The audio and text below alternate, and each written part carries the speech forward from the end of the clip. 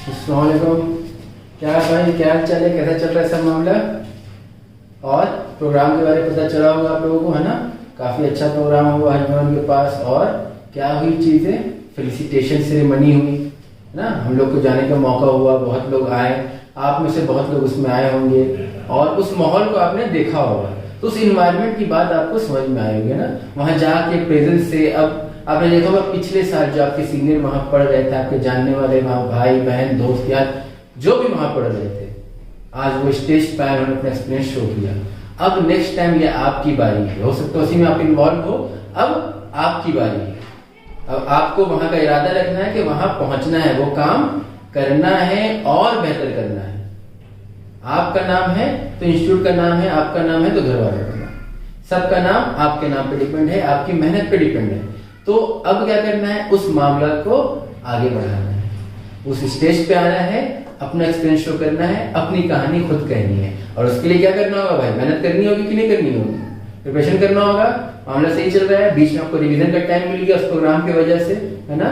तो होपफुली आपने रिवीजन किया हो, और रिवीजन अगर है, सारी चीजें हैं, तो हम ह्यूमन रिप्रोडक्शन में, पार्टिकुलरली हम ह्यूमन रिप्रोडक्शन में क्या पढ़ रहे थे, तो हम ह्यूमन रिप्रोडक्शन में हम पढ़ रहे थे कि सर हमने अभी तक देखा कि मेल रिप्रोडक्टिव सिस्टम को हमने देखा, फीमेल रिप्रोडक्टिव सिस्टम को हमने देखा, फिर हार्मोनल कंट्रोल्स देखे, स्पर्मेटोजेनेसिस देखा, जिसमें फिर हमने oogenesis देखा यानी गैमेटोजेनेसिस देखा। फाइन, तो सर हमने इतनी सारी चीजों को, सारे बैकग्राउंड को देख लिया है। अब हमने जब हार्मोनल कंट्रोल देख लिया है, तो हार्मोनल कंट्रोल देखने का क्या मतलब है कि सर हार्मोनल कंट्रोल क्या है, मेंस्ट्रुअल साइकिल। मेंस्ट्रुअल साइकिल भी क्या है, हार्मोन के कंट्रोल में है। फर्टिलाइजेशन भी होगा, उसमें बहुत से हार्मोन का फंक्शन है।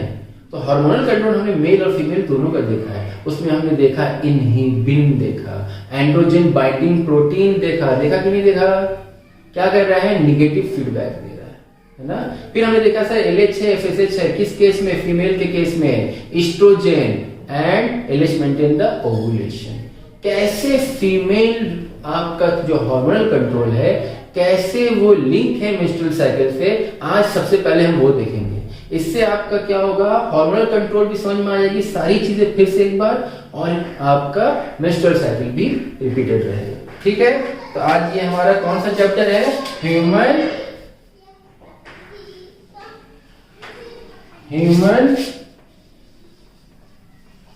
रिप्रोडक्शन के 5th ना, 5 तक आई थिंक हो गया है, सेकंड।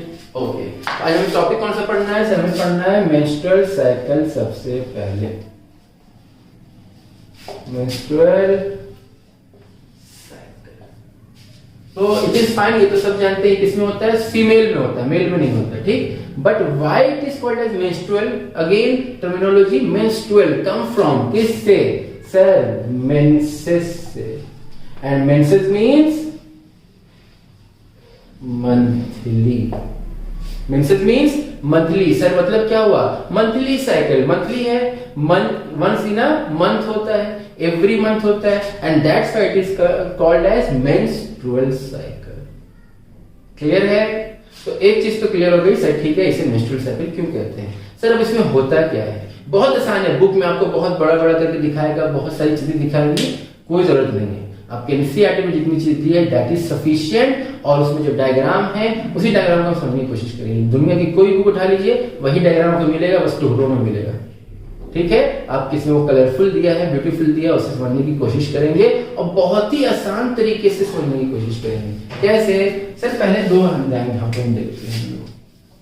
एक हमारा हमने देखा था FSH, एक हमने देखा था LH। देखा था कि नहीं देखा था, है ना? किसमें देखा था सर, ये हमने हार्मोनल कंट्रोल में देखा था। और मैंने कहा था कि अभी हम लोग क्या देखेंगे, उस हार्मोनल कंट्रोल के बेसिस पे मेंस्ट्रुअल साइकिल देखेंगे। क्या फंक्शन है सर, FSH क्या कर रहा था, तो FSH कर रहा था सर कि वो फॉलिकुलर स्टिमुलेटिंग हार्मोन है, फॉलिकल बना रहा था। क्लियर है, फॉलिकल को मेंटेन करता था, प्राइमरी फॉलिकल, फिर प्राइमरी फॉलिकल से क्या हुआ था, secondary follicle that is graphene follicle, फिर वो रप्चर हुआ था, फिर क्या हुआ था, कॉर्पस लुटियम। उससे पहले क्या हुआ, ग्राफिन फॉलिकल हुआ, जो रप्चर हुआ तो क्या हुआ, ओवुलेशन हुआ। जैसे ही ओवुलेशन हुआ था, ओवुलेशन को मेंटेन कौन कर रहा था, स्टिमुलेट कौन कर रहा था, तो सर LH कर रहा था। याद है ये चीजें? अगर ये याद है तो देखो मामला कैसे है। सर मान लीजिए ये आपका ग्राफ है, इन जनरल 28 डेज का आपका साइकिल माना जाता है ना, 28 डेज। 20 वाला डेज क्या हो गया? 14 डेज। ठीक, अब दो है आपका, ये आपका FSH है, ये LH है। तो आप बताइए सर इन दोनों में स्टार्टिंग डेज में बीच में मान लो 7 है, फाइन, यहाँ 21 है, तो सर स्टार्टिंग डेज में FSH ज्यादा होगा या LH ज्यादा होगा? Recall the female hormonal control. तो सर सबसे पहले FSH ने क्या किया था? तो सर FSH ने प्राइमरी फॉलिकल रिलीज किया था, मेंटेन बाय द एस्ट्रोजन। याद है? तो सर पहले प्राइमरी फॉलिकल बनते हैं ढेर सारे, और से बना कौन रहा है? FSH। तो ऑब्वियस से पहले FSH का लेवल क्या होगा? अप होगा। क्लियर है? LH का क्या होगा सर? LH का अभी तक कोई रोल नहीं है। LH का रोल हमने डायरेक्ट कहां देखा? ओवुलेशन में देखा। ओवुलेशन कब होता है sir? On 14th day ovulation होता है। कब होता है? On 14th day. ठीक है, तो अब क्या होगा सर? अभी LH का लेवल डाउन रहेगा, ऐसे ब्लैक से कर दो, उधर जाएगी जो ना। ठीक, अभी LH का लेवल डाउन रहेगा। ठीक, थोड़ा आसपास कर देते हैं, बहुत ज्यादा डिफरेंस हो जाएगा। और ये आपका FSH हो गया, इसका लेवल हाई होगा। कब तक हाई होगा सर? 14 डे में ओवुलेशन होता है, और ओवुलेशन स्टिमुलेट कौन करता है? LH करता है। तो जो आपका LH है वो क्या होगा? एग्जैक्ट ऑन 14 डे पीक पे आ जाएगा, एकदम पीक पे, अचानक से पीक पे। शेयर मार्केट एकदम ऊपर चला गया, तो सबसे पीक में आ गया। कौन सा डे सर? 14th डे में। तो at 14 day LH is at peak. Very important point, लिख लो भाई, लिखाने का वेट मत करो, लिख लो। At 14 day LH is at its peak. ठीक, अब ऑब्वियस है FSH का लेवल थोड़ा डाउन रहेगा LH के सामने। ठीक, अब फिर क्या करें? हमने पढ़ा है कॉर्पस ल्यूटियम बनता है, और कॉर्पस ल्यूटियम को कौन मेंटेन करता है? सर कॉर्पस ल्यूटियम को भी कौन मेंटेन कर रहा है? LH कर रहा है। तो लेवल क्या होगा? लेवल इसका भी बराबर होगा, लेकिन पीक पे था तो थोड़ा डाउन आएगा, तो थोड़ा डाउन आया, बट इससे ज्यादा होगा, है ना? इसका लेवल हाई, अभी भी हाई है। तो इससे हमें क्या पता चला? एक पीक भी पता चला, नहीं मैक्सिमम कहां था? एक है हाँ हायर है, और एक है मैक्स वैल्यू पे है। तो मैक्स वैल्यू एट 14 डे। फिर लेवल नीचे आया, FSH का लेवल अभी भी लो रहेगा, और फिर लगभग दोनों नियर बाई आ जाएंगे, खत्म होते होते तक। क्लियर है? कहीं कहीं आपको दिखा देता है कि ये क्रॉस कर रहा है, ऐसे आ रहा है, ऐसे आ रहा है। डरने की बात नहीं है, लास्ट टाइम में इतना प्रोसेस माने नहीं रखता है। सबसे मेन समझने का पॉइंट यहीं पर है आपका 14 डे में। तो LH पीक है आपका 14 डे में। क्यों पीक है सर? हमने पढ़ा है LH ओवुलेशन को मेंटेन करता है, स्टिमुलेट करता है। तो स्टिमुलेट करने के लिए पूरा LH अपने आप को झोंकता है, तो उसका लेवल हाई चला जाता है। FSH पहले रिलीज कर रहा है फॉलिकल्स को, इसलिए 14 डेज से पहले, ओवुलेशन से पहले FSH का लेवल हाई होगा। समझना मुश्किल है? बोलो ना भाई, मुश्किल है नहीं? तो ये ब्लैक क्या हो गया आपका? LH हो गया, ये क्या हो गया आपका? FSH हो गया। क्लियर है? अब आइए इसी चीज में हम लोग एक और ग्राफ देखते हैं यहाँ। अब अगेन दो हार्मोन है, क्या है सर? प्रोजेस्टेरॉन। क्या है? प्रोजेस्टेरॉन है। दूसरा क्या होगा? ईस्ट्रोजन। ये भी हमने पढ़ा है, प्रोजेस्टेरॉन एंड ईस्ट्रोजन। मैंने कही थी एक बार, progesterone is also called as pregnancy hormone, if you remember. ठीक है, तो प्रोजेस्टेरॉन एंड ईस्ट्रोजन। अब इनका वैल्यू भी हम आराम से देखेंगे। सर प्रोजेस्टेरॉन क्या हो रहा था? कब है? कॉर्पस ल्यूटियम क्या करता है? सर कॉर्पस ल्यूटियम प्रोजेस्टेरॉन को सिक्रीट करता है। पक्की बात? बोलो ना भाई, पक्की बात। तो प्रोजेस्टेरॉन को कौन रिलीज कर रहा है? कॉर्पस ल्यूटियम कर रहा है। कोई टेंशन नहीं सर? कोई टेंशन नहीं। ठीक, तो कॉर्पस ल्यूटियम कब बन रहा है? After ovulation. 14 डेज क्या है आपका ओवुलेशन का? ये चीज दिखाई जाएगी। ठीक, तो 14 डेज में ओवुलेशन हो रहा है, तो कॉर्पस ल्यूटियम तो ऑब्वियस है सर 14 डे के बाद बनता होगा, क्योंकि जब ग्राफिन फॉलिकल रप्चर हुआ तो फिर उसके स्ट्रक्चर को हमने क्या कहा, कॉर्पस लुटियम कहा। फिर कॉर्पस लुटियम को मेंटेन कौन किया, एलएच किया। कॉर्पस लुटियम क्या सीक्रेट किया, प्रोजेस्टेरॉन सीक्रेट किया। तो सर 14 डे के बाद ही बढ़ सकता है किसका लेवल, प्रोजेस्टेरॉन का, क्योंकि उससे पहले प्रोजेस्टेरॉन का सिक्रीशन नहीं हो रहा है। एंड अगेन अभी जो पढ़ाया जा रहा था आपको कहा गया एफएसएच क्या कर रहा है, सर एफएसएच रिलीज करता है प्राइमरी फॉलिकल को, जो सेकेंडरी कैरेक्टर को मेंटेन रखने के लिए हेल्प करते हैं ईस्ट्रोजन के हेल्प से। तो ईस्ट्रोजन का लेवल क्या होगा, सर पहले हाई होगा। और वैसे भी नहीं समझ में आया तो दूसरा आसान तरीका है, like this LH and FSH, पहले एफएसएच ज्यादा था फिर एलएच ज्यादा है, उसी तरह के बाद में प्रोजेस्टेरॉन आ रहा है तो ऑब्वियस सर पहले क्या आएगा, पहले ईस्ट्रोजन आएगा। क्लियर है। तो अगेन वही चीज 1 14 28, पहले लेवल किसका ज्यादा होगा, तो सर पहले आपके ईस्ट्रोजन का लेवल ज्यादा होगा। और ये 14 डेज पे आपका पीक नहीं करेगा एलएच की तरह। क्यों, क्योंकि ऐसा नहीं हो रहा कि 14 डेज पे आपका प्रोजेस्टेरॉन रिलीज हो रहा है, वो आफ्टर 14 डे रिलीज हो रहा है, थोड़ा थोड़ा करके रिलीज होगा। तो पहले आपका ईस्ट्रोजन का लेवल रहेगा, अब ये लेवल है, अब किसका लेवल आएगा, सर अब प्रोजेस्टेरॉन का लेवल आएगा, प्रोजेस्टेरॉन कम होगा फिर इंक्रीज होगा। क्लियर है। और ईस्ट्रोजन आपका यहाँ अभी ऐसा मामला रहेगा। ठीक है।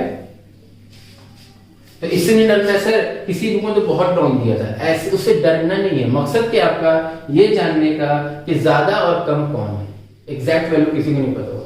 ठीक है, बात समझ में आई। तो अब क्या हुआ, अब मैंने यहाँ रोक क्यों दिया, पूरे यहाँ 28 से क्यों नहीं ले गया, एक बात बतानी है सर। क्या बतानी है, इसको पहले देख लीजिए। ये हमने मान लिया ईस्ट्रोजन है, ये हमने प्रोजेस्टेरॉन मान लिया।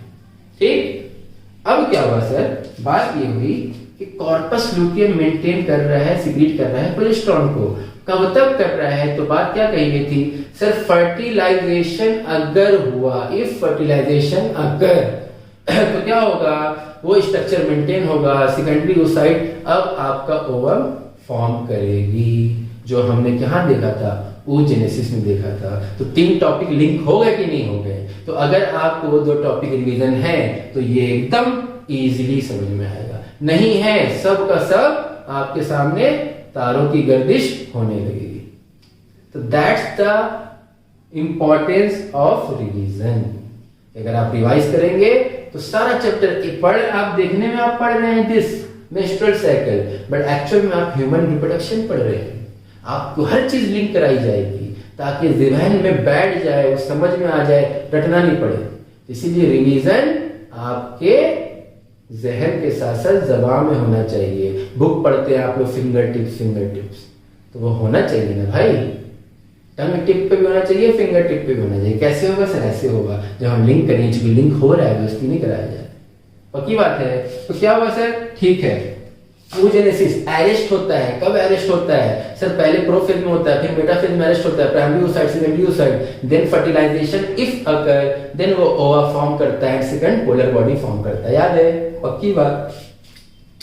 तो अब अगर क्या हुआ कि सर अब अगर फर्टिलाइजेशन हुआ तो ऑब्वियसली कॉर्पस लुटियम डीजेनरेट तो करेगा नहीं, वरना क्या होता है, कॉर्पस लुटियम डीजेनरेट करता है, कॉर्पस अल्बाइकन्स बनाता है, यानी डीजेनरेट वाले स्ट्रक्चर को हम कॉर्पस अल्बाइकन कहते हैं, जो व्हाइट कलर होता है ना। अब वो मेंटेन है, प्रोजेस्टेरॉन का सिक्रीशन कम होगा या ज्यादा होगा, बोलो ना। अगर कॉर्पस लुटियम मेंटेन है, प्रेगनेंसी हो रहा है, तो प्रोजेस्टेरॉन का सिक्रीशन ज्यादा होगा कम होगा, सर अगर कॉर्पस लुटियम मेंटेन है, फर्टिलाइजेशन हो रहा है, तो डीजेनरेट नहीं होगा, और डीजेनरेट नहीं होगा तो प्रोजेस्टेरॉन को सिक्रीट करता रहेगा, और प्रोजेस्टेरॉन को सिक्रीट करता रहेगा तो प्रोजेस्टेरॉन का लेवल डाउन नहीं होगा। तो यहाँ पे दो बातें हो जाएंगी, क्या हो जाएंगी, या प्रोजेस्टेरॉन का लेवल अगर आप डाउन दिखा रहे हैं, क्लियर है, आप क्या कर रहे हैं, प्रोजेस्टेरॉन का लेवल डाउन दिखा रहे हैं, कब, if no fertilization, if no fertilization, अगर फर्टिलाइजेशन होता है तो ये प्रोजेस्टेरॉन का लेवल जो यहां से इंक्रीज कर रहा था ये फिर मेंटेन रहेगा, ये डाउन नहीं जाएगा।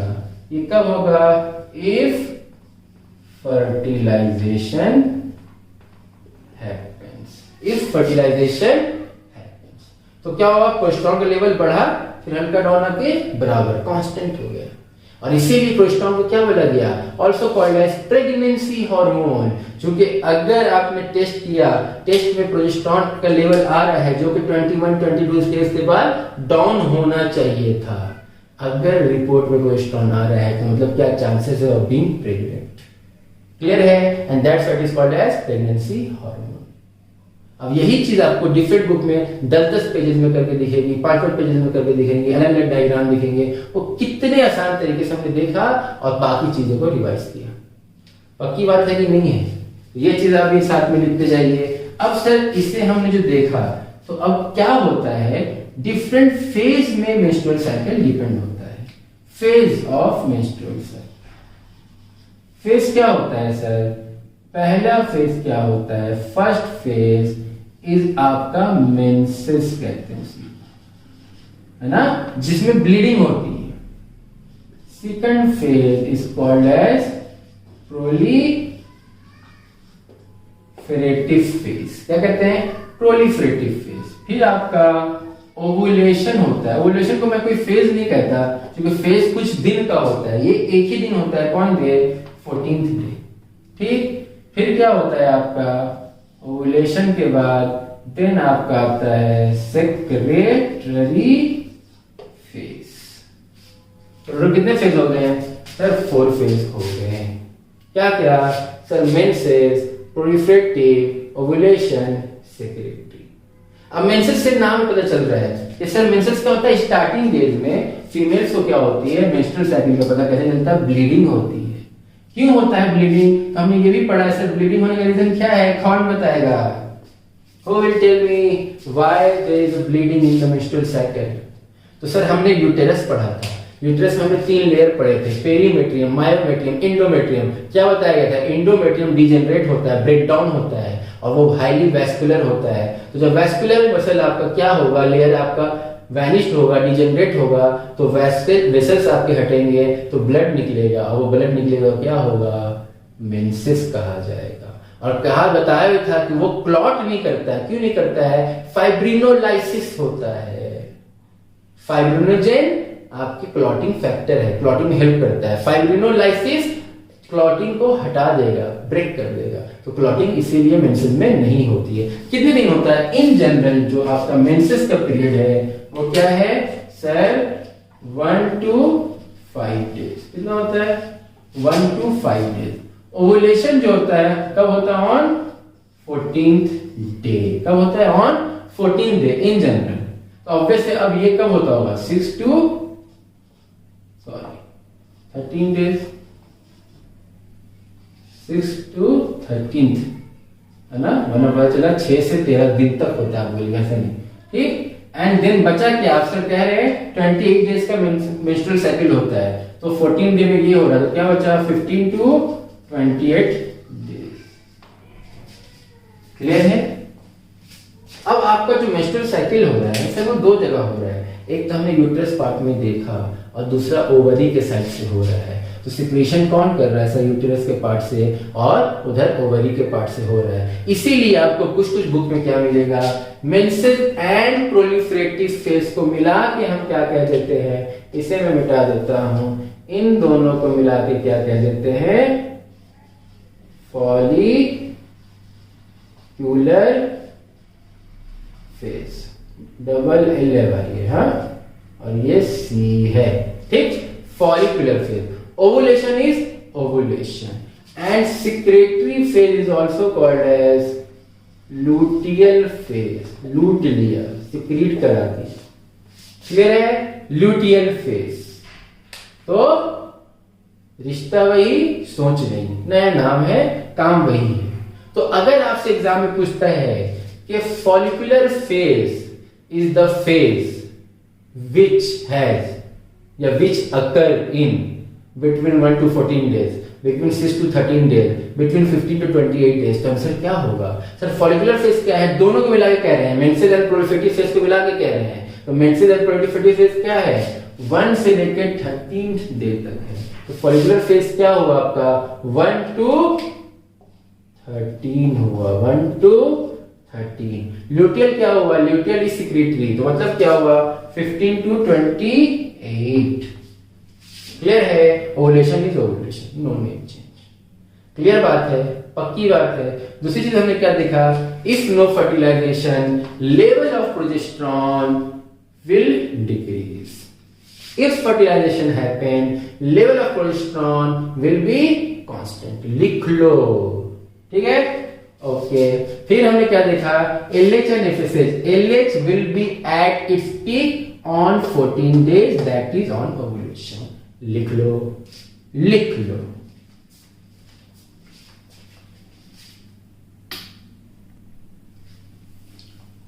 हो गया,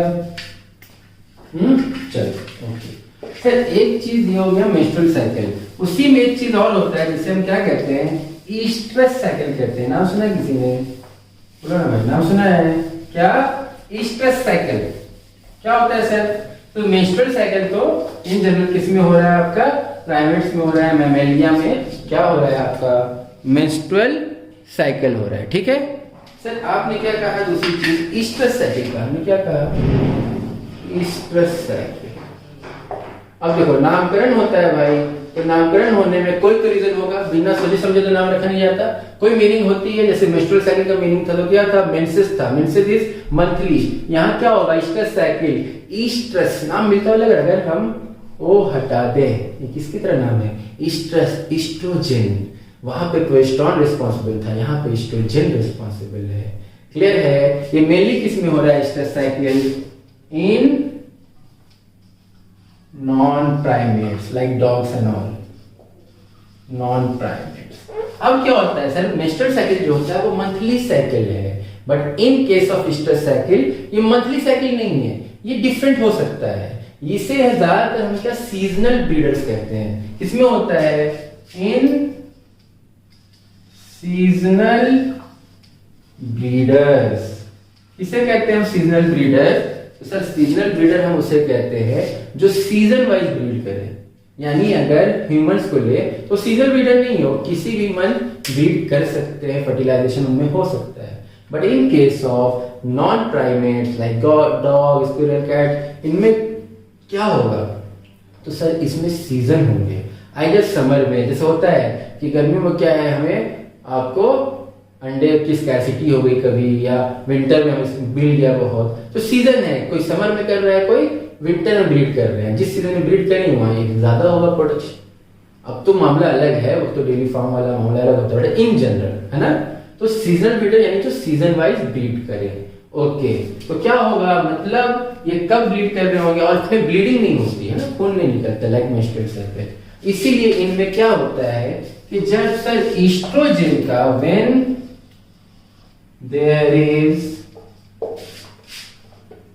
इंक्रीजिंग ईस्ट्रोजन लेवल, ईस्ट्रोजन का लेवल बहुत इंक्रीज करता हो, कब करेगा, सीजन में करेगा। यानी जब सीजन होगी ब्रीडिंग की, ईस्ट्रोजन का लेवल इंक्रीज करेगा, और उसे हम कहेंगे हीट पीरियड। क्या कहेंगे,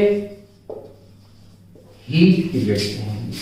यानी उस टाइम क्या होगा, बॉडी में एक हीट जनरेट होती है, ठीक है, उसी को हम क्या कहते हैं, heat period. And that is the indication of being available, कि अब हम ब्रीडिंग के लिए तैयार हैं, हमारे इसमें ईस्ट्रोजन का लेवल बढ़ गया है। ठीक, अब सर हो सकता है साल में एक ही बार उनका सीजन आता होगा ब्रीडिंग का, सर हो सकता है 2 बार आता होगा, हो सकता है सर 2 से ज्यादा आता होगा। तो बेटा बायो क्या है, बायो सिर्फ टर्मिनोलॉजी बेस्ड है, डायग्राम में बेस्ड है। टर्मिनोलॉजी समझ गए तो सब कुछ समझ गए। तो सर एक बार होता होगा, एक बार को हम क्या कहते हैं, मोनो कहते हैं। क्या होना है एक बार, मोनो ईस्ट्रस साइकिल होना है, यानी वंस इन अ ईयर, या ओनली वंस, या वंस इन अ सीजन। अब क्या हुआ सर, हमने मोनो हटा दिया, बाई कर दिया, तो क्या हो गया, 1 की जगह क्या हो जाएगा सर, 2 हो जाएगा। सर अब हमने बाई हटा दिया, क्या कर दिया, पॉली कर दिया, तो पॉली क्या हो जाता है, दो से ज्यादा, मेनी, तो यहां पे क्या हो जाएगा सर, मेनी टाइम्स, ठीक, इन a year, in a season. बात समझ में आई? कितना आसान मामला है, ठीक है। तो ईस्टर साइकिल इंपॉर्टेंट क्या हुआ सर, ईस्टर साइकिल इंपॉर्टेंट हुए होते हैं मेनली नॉन प्राइमेट्स में होता है, डॉग, एलिफेंट, कैट, इन सब में, स्क्विरल, इन सब में होता है। सीजनल ब्रीडर्स होते हैं और इनमें एक हीट पीरियड होता है, कब होता है, जब एस्ट्रोजन का लेवल हाई हो जाता है, ब्रीडिंग का इंडिकेशन होता है। और क्या होता है, एक बार भी हो सकता है, एक से ज्यादा भी हो सकता है, मोनोस्ट्रस, बाइस्ट्रस, पॉलीस्ट्रस हो सकते हैं, ब्लीड ये नहीं करते हैं, ठीक। अब क्या होता है, जैसे मैंने स्टार्टिंग में आपको बताया जब आपको ह्यूमन रिप्रोडक्टिव सिस्टम पढ़ाया जा रहा था तो टेस्टिस के बारे में बताया गया था, तो उसमें मेनली क्या बताया गया था, तो सर उसमें हमने देखा था एक चीज, क्या देखा था कि सर जो टेस्टिस है वो स्क्रॉटल सैक में था, मैंने कहा था एक्स्ट्रा एब्डोमिनल होता है, 2 डिग्री टेम्परेचर बिलो होती है, that is the perfect temperature for spermatogenesis. Am I right और नॉट? बताएंगे यही बात कि नहीं बताएंगे, ठीक है। तो अब क्या हुआ कि सर हमने देख लिया कि वो स्क्रॉटल सैक एक्स्ट्रा एब्डोमेन है, यानी एब्डोमेन से बाहर निकलता है, ओरिजिन एब्डोमेन है। तो सारे एनिमल में ऐसा नहीं होता है, बताया गया था अगर सीजन है, जैसे सीजनल ब्रीडर में क्या होगा, जो उनका टेस्टिस है वो क्या होगा, एब्डोमेन में रहेगा, लेकिन जब सीजन आता है तो टेस्टिस एब्डोमेन से बाहर आता है और उसी को हम क्या कहते हैं, डिसेंड होना, स्क्रॉटम में डिसेंड होता है, चला जाता है, ठीक। लेकिन सम टाइम डिफिशियंसी की वजह से, किसी बीमारी की वजह से क्या होगा, अगर टेस्टिस डिसेंट नहीं होता है, like in elephant testis descent नहीं होता है, एक्स्ट्रा एब्डोमिनल नहीं होता है, तो क्या होगा, उनका टेस्टिस डिसेंट नहीं हुआ स्क्रॉटम में, ऐसे कंडीशन को हम क्या कहते हैं, तो सर ऐसे कंडीशन को हम कहते हैं क्रिप्टोऑर्किडिज्म। क्या कहते हैं, क्रिप्टोऑर्किडिज्म। If testis fails to descend in scrotum या स्क्रोटल सैक, बहुत इंपॉर्टेंट है, लिख लीजिए, पक्की बात, लिखो ना भाई।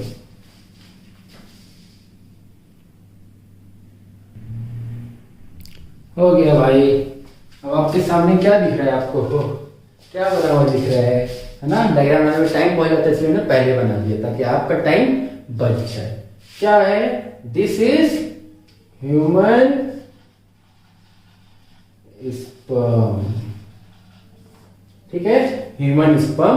और क्योंकि सर अब हम क्या पढ़ने जा रहे हैं, हम फर्टिलाइजेशन पढ़ने जा रहे हैं, हमने बाकी सारे बेसिस देख लिए, तो स्ट्रक्चर हमें किसका देखना है, स्पर्म चूंकि हमने देखा बनते हुए, हम स्पर्म प्रोड्यूस किया, स्पर्मेटोजेनेसिस किया, 72 डेज लगते हैं, स्पर्मेटोजेनेसिस होता है, वो जेनेसिस देख लिए। अब हम स्ट्रक्चर देखना है, स्पर्म होता कैसा है एंड एग कैसा होता है, तभी तो फर्टिलाइजेशन करा पाएंगे। स्ट्रक्चर पता होगा तभी तो वहां जा पाओगे भाई। तो क्या हुआ सर, यहाँ पे हम यहाँ पे देखते हैं कि आपका जो ह्यूमन स्पर्म है वो आपका सबसे पहले किस पार्ट में है, the upper most part is called as head, then this part called as neck, then this बीच वाला part called as middle piece, क्या कहेंगे, मिडिल पीस, फिर ये नीचे वाला पार्ट दैट इज टेल। तो 4 पार्ट में आपका स्पर्म डिवाइड है, this is first, second, third, clear है। Head, neck, middle piece and tail. Head region में हमें 2 चीज दिख रहे हैं, एक ये दिख रहा है which is called as acrosome, इसी में एंजाइम्स होते हैं जो एक्टिवेट करते हैं, एग में जाने में हेल्प करता है। This is the part where nucleus present, nucleus है तभी तो इसमें आपका क्या होगा, एक एन होगा, एग के एक एन से मिलेगा, क्या बनेगा, 2n, दैट इज जाइगोट बनेगा। क्लियर है। तो यहाँ न्यूक्लियस है, यहाँ एक्रोसोम है, एक्रोसोम में क्या है, आपके एंजाइम है, न्यूक्लियस है, और यहाँ पे एक शीट कवरिंग होती है जिसे हम कहते हैं ग्लिया या ग्लिया कैपिटिस या ग्लिया नाम भी चल जाएगा, ठीक। फिर ये आपका नेक रीजन है। नेक रीजन में क्या होता है सर, सेंट्रियोल होता है, एक यहाँ एक यहाँ, just above neck and below neck, यानी नेक रीजन में ही 2 सेंट्रियोल हैं। ऊपर वाले को हम क्या बोलते हैं, प्रॉक्सिमल साइड। तो ये क्या हो गया सर, प्रॉक्सिमल सेंट्रियोल हो गया। नीचे वाले को क्या बोलेंगे सर, नीचे वाले को डिस्टल कहते हैं, तो डिस्टल सेंट्रियोल। तो कितने सेंट्रियोल हो गए, 2 सेंट्रियोल हो गए। डायग्राम में थोड़ा आपको कैसे दिख रहा है, बुक में और बेहतरीन डायग्राम दिखेगा सर का डायग्राम तो आपको मालूम है माशाल्लाह। तो ठीक है, यहाँ जो आपको दिख रहा है ये टोटल 9 है और 2 सेंट्रियोल हैं, इसीलिए क्या हो गया 9 + 2 सेंट्रियोल। और ये जो आपका 9 है वो क्या है, एक्सियल, एक्सिस पे ना, एक्सियल स्ट्रक्चर कैसा है, फिलामेंट लाइक, तो एक्सियल फिलामेंट। अब वही फिर कहा जा रहा है, यहाँ पे कोई प्रोटीन नहीं होता है, this is the tail part, यहाँ पे कोई प्रोटीन नहीं होता है। इसी जो ये जो आपको क्वेश्चन दिख रहा है डीएनए लाइक ये वाला है ना, इसी में क्या है आपका सर, इसी में है energy house, that is mitochondria. और यहीं पे शीट होती है, यहाँ पे भी ऐसा लेयर होता है जिसे हम कहते हैं निबंकर्ण, क्या बोलते हैं, निबंकर्ण। क्लियर है, तो सिर्फ 2 नाम अजीब से इसमें, ग्लिया एंड निबंकर्ण। ग्लिया ऊपर है, हेड पे है, और mitochondria, centriole, axial filament mainly centriole neck पे है, और बाकी एक्सियल फिलामेंट माइटोकॉन्ड्रिया कहाँ है, मिडिल पीस पे। ये भी क्वेश्चन आता है, ठीक, पक्की बात। अब सर माइटोकॉन्ड्रिया क्या करेगा, माइटोकॉन्ड्रिया एनर्जी प्रोवाइड करेगा। सेंट्रियोल क्या करेगा सर, स्ट्रक्चर मेंटेन रखने में हेल्प करेगा। क्योंकि हमने पढ़ा है 60% should be at is normal shape and size, 40% should be या should show must show vigorous motility. तो सेंट्रियोल स्ट्रक्चर में हेल्प करता है, स्ट्रक्चर मेंटेन करने में हेल्प रखेगा। क्लियर है बात, पक्की है बात, सही बात है, ठीक है। तो इसके साथ हमारा क्या होगा मामला, अब ये जितने बैकग्राउंड थे सारे मामले खत्म हो गए। यानी हमें नेक्स्ट क्लास में क्या करना है, हमें नेक्स्ट क्लास में बस 5 मिनट के अंदर, जैसे हमने ये डायग्राम को देखा, उसमें हमें एक के डायग्राम को देखना है, और एक के डायग्राम को देखेंगे हमें फर्टिलाइजेशन शुरू करनी है, फर्टिलाइजेशन प्रोसेस शुरू करनी है। कैसे हो रहा है, एक्चुअल फर्टिलाइजेशन से हमें डायरेक्ट कहां बढ़ जाना है, कल ही क्लास में, नेक्स्ट क्लास में पोस्ट फर्टिलाइजेशन, यानी हम प्लासेंटा फॉर्मेशन, कैसे स्पर्म जाके मिलता है, मिलियंस ऑफ स्पर्म हमने पढ़ा, 200 to 300 मिलियन स्पर्म फॉर्म होते हैं, 1 ही मिलता है जाके। क्यों होता है ऐसा, जब मिल जाता है तो फिर क्या होता है, प्लासेंटा कब फॉर्म होता है, एम्ब्रियोजेनेसिस कैसे होता है, जर्म लेयर्स कैसे फॉर्म होते हैं, जिसे गैस्ट्रुलेशन कहते हैं। वो सारी चीजें हमें कंटिन्यूटी में देखनी है। तो हम बैकग्राउंड समझने में हमेशा टाइम लगता है, तो हमारा बैकग्राउंड हो गया तो आगे की चीज हमें समझने में टाइम इंशाल्लाह नहीं लगेगी। क्लियर है, तो होपफुली अब नेक्स्ट 2-3 क्लास में आपका ये चैप्टर भी कंप्लीट, जो कि फर्स्ट यूनिट का सबसे बड़ा चैप्टर है। क्लियर है, तो उसके बाद फिर आपका क्या आएगा, रिप्रोडक्टिव हेल्थ आएगा, जो बहुत ही छोटा और बहुत ही आसान सा चैप्टर है। उसके बाद आता है most important topic of the whole biology, and that is genetics, one of my most favorite thing to teach or even to learn, है ना। माहिर, मुझे जेनेटिक्स पढ़ाने में बहुत मजा आता है, क्योंकि मेरा बैकग्राउंड भी जेनेटिक्स का है, ठीक है। तो जेनेटिक्स भी हम देखेंगे इसके बाद, और मामला आसानी से बढ़ेगा। अगर जेनेटिक्स खत्म हो गया तो जेनेटिक्स खत्म होने के बाद आपका बड़े में आपका सिर्फ इकोसिस्टम बच जाता है। बात समझ रहे हैं आप, तो उधर आपका 11 के साथ चल रहा है, इधर आपका 12 चल रहा है, तो टाइम वही मैं कह रहा हूं कि टाइम अभी है हमारे पास, अभी भी टाइम है। आपका सिलेबस बहुत ही स्मूथली खत्म होगा, मार्च से पहले ही खत्म हो जाएगा आराम से, अगर कोई ऐसी ऐसी चीजें नहीं आए। जबकि आपको सिर्फ एक क्लास दिया जा रहा है 11, 12, और मैंने पहले भी कहा था कि आपको बढ़ाई जाएंगी क्लासेस, जरूरत पड़ी तो बढ़ाई भी जाएगी, बट बिना बढ़ाए भी देखिए मामला बन रहा है। क्यों दिया जा रहा है, अच्छे से लेक्चर समझो।